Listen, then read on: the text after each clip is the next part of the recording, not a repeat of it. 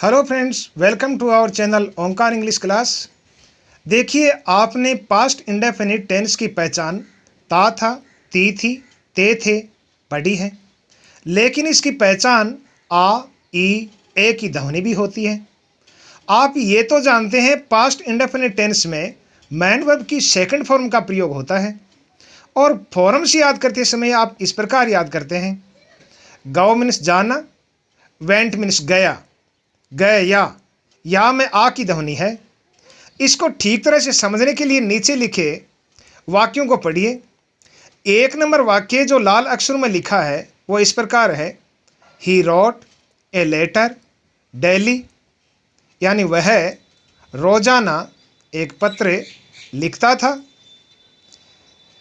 ता था, इसकी पहचान हुई। इसके अलावा इसमें यह भी संकेत है कि पत्र लिखने का कार्य कई बार हुआ होगा। इसके बाद में नीले अक्षर में लिखे हुए वाक्य को पढ़िए।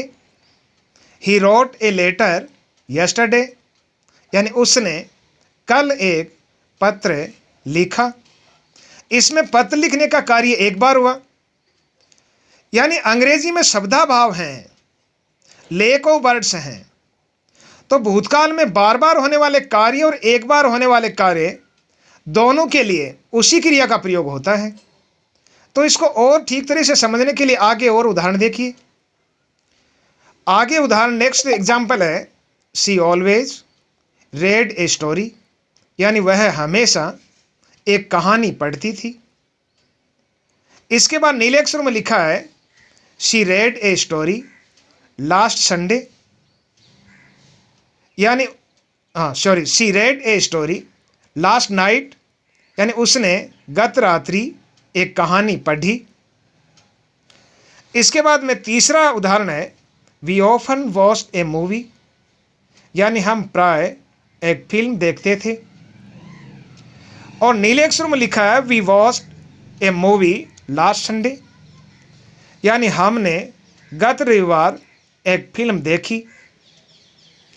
तो इसमें एक बात और देखा आपने, जैसे ही का मतलब वह होता है, ही का मतलब उसने, शी का मतलब वह है तो शी का मतलब उसने, वी का मतलब हम है तो वी का मतलब हमने। तो इसके बाद में चौथा उदाहरण लेते हैं, I learned 3 lessons each day, यानी मैं हर दिन 3 पाठ याद करता था। इसके बाद नीले अक्षर में लिखा है, I learn only 1 lesson that day, यानी मैंने उस दिन केवल एक पाठ याद किया। तो लर्न का मतलब याद करता था और लर्न का मतलब याद किया, दोनों अर्थ होते हैं। इसके बाद पांचवां उदाहरण देखिए, the tailor gave the elephant something to eat every day, यानी दर्जी हर दिन हाथी को खाने के लिए कुछ देता था। तो गेव का मतलब देता था। इसके बाद नीले अक्षरों में लिखे हुए वाक्य को देखिए, one day he pricked a needle into its trunk, यानी एक दिन उसने उसकी सूंड में एक सुई चुभो दी। तो प्रिक्ड जो सेकंड फॉर्म है उसका मतलब हुआ चुभो दी, तो इसमें दी ई की ध्वनि है।